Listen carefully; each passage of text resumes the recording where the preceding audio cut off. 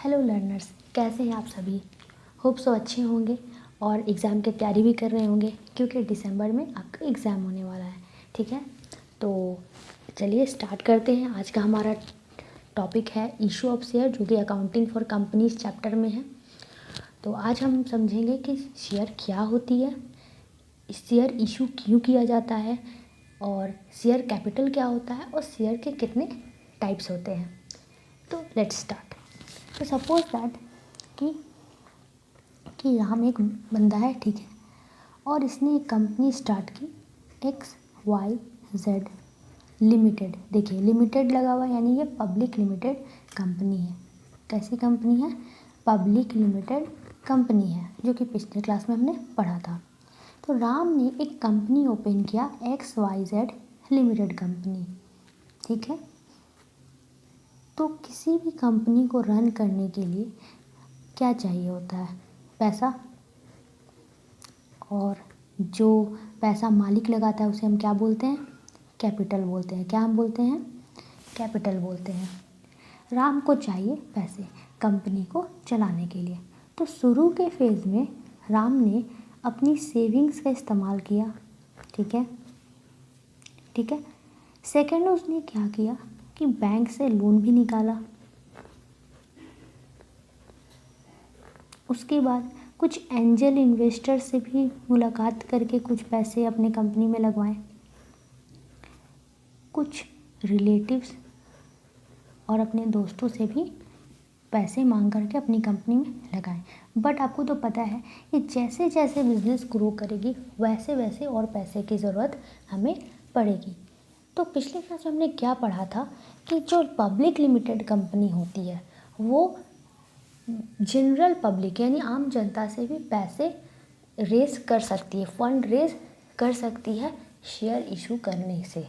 Share issue करके आम जनता से पैसे रेस कर सकती है, ये हमने पढ़ा था, ठीक है।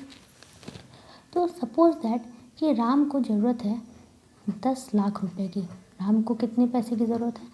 10 लाख रुपए की, ठीक है। अब रही ये आम जनता, ABCD, ये आम जनता है, ठीक है। ML, ये सब आम जनता है, ठीक है। ये सब कौन है? आम जनता है।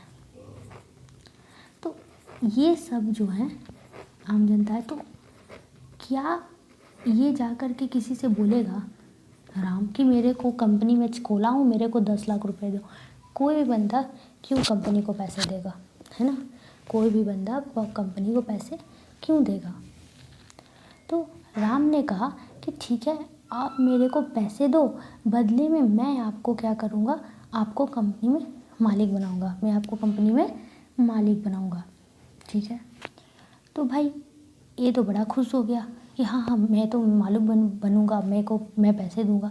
बट इसके पास उतने पैसे नहीं हैं, ठीक है। इसके पास 10 लाख रुपए नहीं है। अब क्या किया जाए? फिर राम बी से बात किया। बी भी बोला कि भाई मेरे पास भी 10 लाख रुपए नहीं है। तो राम परेशान हो गया कि अब भाई मैं पैसे कहाँ से लाऊं, क्योंकि सब किसी के पास तो 10 लाख रुपए है नहीं। तो यहाँ पर अब आया शेयर का किस्सा।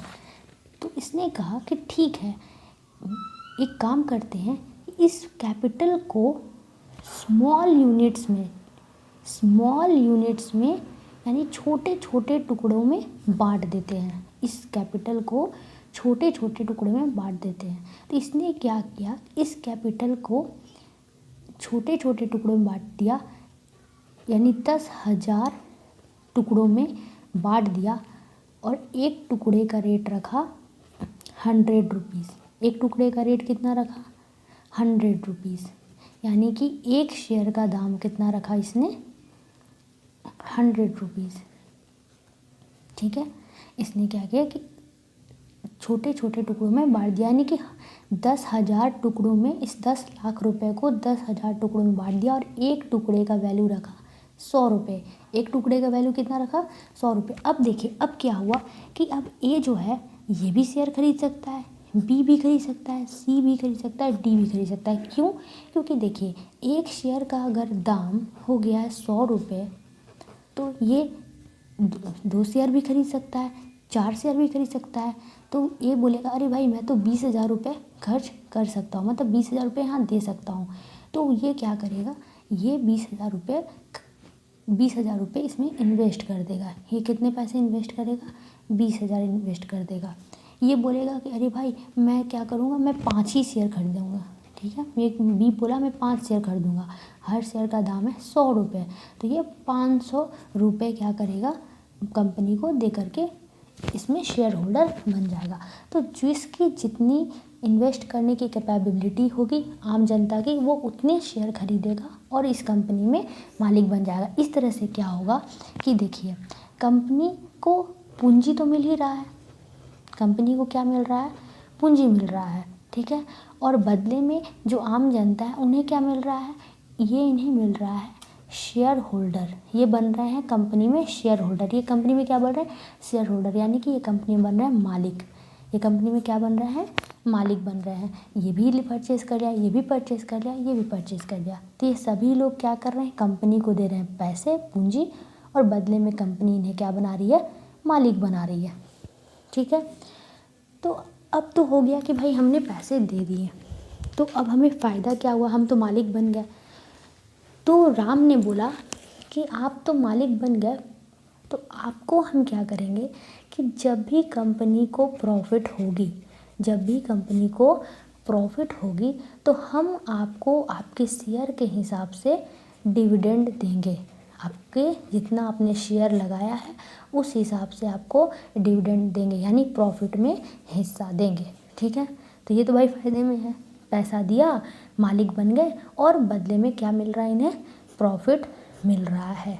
तो शेयर का मतलब समझ गए कि शेयर क्या होती है, स्मॉलेस्ट यूनिट, जो सबसे छोटा यूनिट होता है कैपिटल में, शेयर कैपिटल में, उस सबसे छोटे यूनिट को हम क्या बोलते हैं, शेयर बोलते हैं। कंपनी शेयर क्यों इशू करती है, क्योंकि उसे कैपिटल अरेंज करना होता है, तो वो शेयर इशू करती है, लोगों से पैसे लेती है और बदले में लोगों को कंपनी में उतने शेयर के हिसाब से मालिक बनाती है। Got my point. अब शेयर कैपिटल क्या होता है, ठीक है। कैपिटल तो आप सभी को पता है क्या होता है, कैपिटल मतलब वही पूंजी जो कौन लगाता है, बिजनेस का मालिक लगाता है। बिजनेस का जो ऑनर होता है वो जो पैसे लगाता है कंपनी में, उसे हम बोलते हैं कैपिटल। लेकिन यहाँ देखिए, यहाँ इतने सारे लोगों ने, यहाँ पर इतने सारे लोगों ने कैपिटल लगाया, सबने मिलकर कैपिटल लगाया, सबने मिल बांट करके कैपिटल लगाया है, इसीलिए इसको हम क्या बोलते हैं, हम बोलेंगे शेयर कैपिटल। क्योंकि इसमें किसी एक इंसान का नहीं, बहुत सारे लोगों का पैसा लगा हुआ है, पैसा लगा हुआ है, इसलिए इसको हम क्या बोलेंगे, शेयर कैपिटल बोलेंगे, ठीक है। यहाँ तक समझ में आ गया। अब आगे बढ़ते हैं और बात करते हैं कि शेयर कैपिटल जो है, शेयर जो है वो कितने टाइप्स के होते हैं। तो शेयर हमारा 2 टाइप का होता है, एक इक्विटी और एक प्रीफरेंस, ठीक है। तो देखिए, प्रीफरेंस के नाम से ही समझ में आ रहा है कि इसको हम पहले वैल्यू देंगे, पहले इसको प्रीफर करेंगे, भाई पहले तुम है ना। इक्विटी के पहले भी कौन है, तुम आओगे, उसके पहले, उसके बाद ही इक्विटी आएगा, पहले तुम, है ना। पहले भाई साहब आप अपना प्रीफर आपको करेंगे, प्रीफरेंस शेयर को हम प्रीफर करेंगे, पहले आपको वैल्यू देंगे, ठीक है। तो हम चलिए पहले बात कर लेते हैं इक्विटी शेयर के बारे में, ठीक है। इक्विटी शेयर होल्डर जो होते हैं, इनकी क्या क्या राइट्स हैं और क्या क्या इनका फ़ायदा है। देखिए, इक्विटी शेयर होल्डर का फर्स्ट फ़ायदा होता है प्रॉफिट में। किस में फ़ायदा होता है, प्रॉफिट में। कंपनी जो है, कंपनी जितना ज़्यादा प्रॉफिट बनाएगी, जितना ज़्यादा प्रॉफिट बनाएगी उतना ज़्यादा इन्हें डिविडेंड मिलेगा, उतना ज़्यादा इन्हें डिविडेंड मिलेगा। कम प्रॉफिट बनाएगी तो कम डिविडेंड मिलेगा, प्रॉफिट नहीं बनाएगी तो डिविडेंड नहीं मिलेगा, ठीक है। दूसरा क्या है कि इक्विटी शेयर होल्डर्स जो होते हैं उन्हें जो है, उन्हें मिलता है वोटिंग राइट्स। उन्हें क्या मिलता है, वोटिंग राइट्स कहाँ, कंपनी में उन्हें वोटिंग राइट्स मिलता है। यानी कि कभी भी कोई ऐसा सिचुएशन क्रिएट हो जहाँ पे वोटिंग सिस्टम हो तो वहाँ पर इक्विटी शेयर होल्डर को वोटिंग राइट मिलता है। ठीक है। तीसरा क्या है, ये कंपनी का मैनेजमेंट में पार्टिसिपेट करते हैं। ये कंपनी के मैनेजमेंट में क्या करते हैं, पार्टिसिपेट करते हैं। यानी कि ये एनुअल जनरल मीटिंग में भी जा सकते हैं और कंपनी क्या काम कर रही है उसमें भी ये बोल सकते हैं, अपनी बात को रख सकते हैं। यानी कि कंपनी के मैनेजमेंट में भी दखल दे सकते हैं। तो इक्विटी शेयर होल्डर को इतने सारे इनके फ़ायदे हैं। अब चलते हैं प्रेफरेंस शेयर होल्डर को। प्रेफरेंस शेयर होल्डर का क्या है कि कंपनी जो है प्रॉफिट ज़्यादा कमाए, प्रॉफिट कम कमाए, कोई फ़र्क नहीं पड़ता है। प्रेफरेंस शेयर होल्डर को फिक्स्ड रेट से प्रॉफिट मिलता है। फिक्स्ड इनका डिविडेंड है, इनका डिविडेंड जो है वो फिक्स रहेगा, चाहे प्रॉफिट ज़्यादा हो चाहे प्रॉफिट कम हो। Okay, got my point. दूसरा क्या है, इनके पास कोई भी वोटिंग राइट नहीं है, इनके पास किसी भी तरह का वोटिंग राइट्स नहीं है, ना ही तो ये मैनेजमेंट में पार्टिसिपेट कर सकते हैं। ठीक है। लेकिन इनका एक फ़ायदा भी है। क्या फ़ायदा है कि अगर सपोज दैट कि कंपनी में अगर मान लीजिए कंपनी बंद होने लगी, किसी भी कारण से अगर बंद होने लगी तो इनका जो पैसा है, जो इनका कैपिटल इन्होंने दिया है वो इक्विटी शेयर होल्डर से पहले इन्हें वापस किया जाएगा। अब दूसरा क्या इनका फ़ायदा है कि देखिए, मान लीजिए कि 2019 में और 2020 में कंपनी को प्रॉफिट नहीं हुई थी, मान लीजिए, ठीक है, पर 2021 में कंपनी को प्रॉफिट हुआ था। ठीक है। तो इस केस में क्या होगा कि जो 2019 का डिविडेंड है और जो 2020 का डिविडेंड है, इन दोनों डिविडेंड को ऐड करके वो डिविडेंड इन्हें 2021 में मिल जाएगा। यानी कि इनका जितना भी बकाया डिविडेंड था वो उन्हें 2021 में मिल जाएगा। ये जो बात है ये इक्विटी शेयर होल्डर के साथ नहीं है। अगर प्रॉफिट हुआ तो डिविडेंड मिलेगा, प्रॉफिट नहीं हुआ तो डिविडेंड नहीं मिलेगा। प्रॉफिट का कभी भी एक्यूमुलेशन नहीं होगा। Got my point. अब हम लोग बात करते हैं कि प्रेफरेंस शेयर्स कितने टाइप के होते हैं। हम लोग बात करते हैं प्रेफरेंस शेयर कितने टाइप के होते हैं। तो फर्स्ट है क्यूमुलेटिव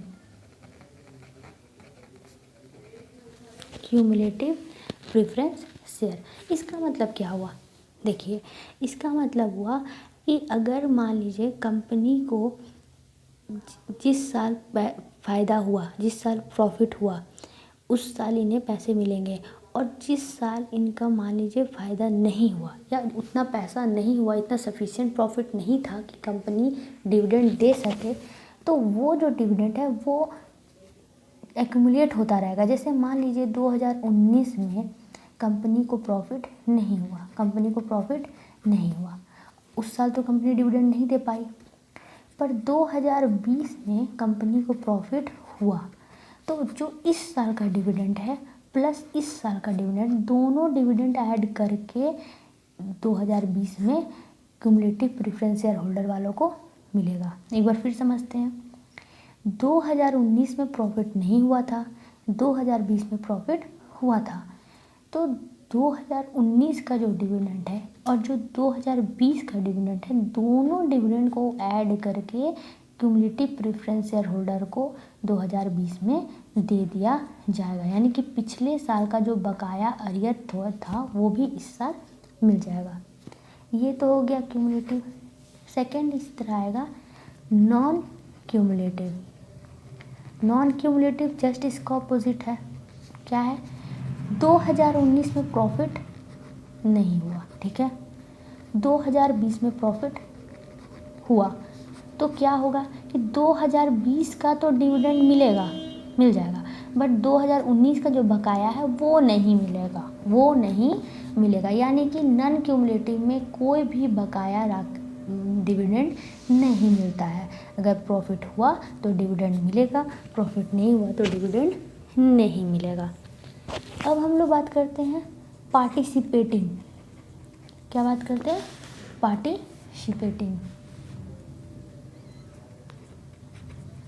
पार्टिसिपेटिंग प्रेफरेंस शेयर जो है वो क्या है? देखिए, कभी कभी ऐसा होता है, मान लीजिए कि 2020 में प्रॉफिट हुआ, ठीक है।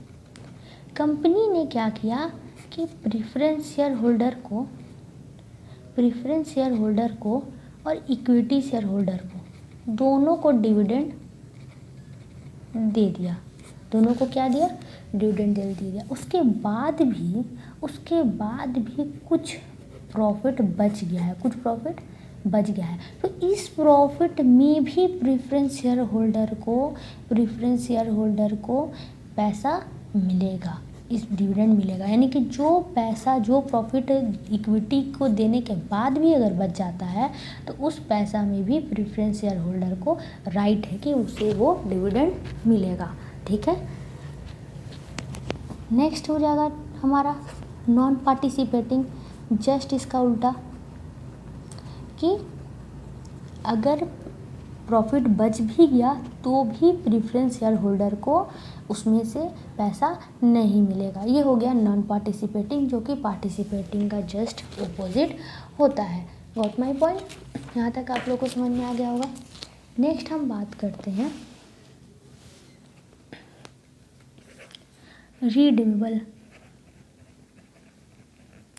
रिडीमेबल प्रेफरेंस शेयर, ठीक है। इसका मतलब क्या होता है? देखिए, जब प्रेफरेंस शेयर इशू होता है तो कुछ प्रेफरेंस शेयर कुछ कंडीशंस के साथ इशू होते हैं। कि मान लीजिए कि मैंने 2015 में शेयर इशू किया, मतलब प्रेफरेंस शेयर इशू किया, ठीक है। तो 5 साल बाद, 5 ईयर्स बाद वो शेयर कंपनी वापस से रिडीम कर लेगा, वापस से वो शेयर ले लेगा और आपको आपने जो पैसा दिया था वो पैसा आपको वापस कर देगा, ठीक है।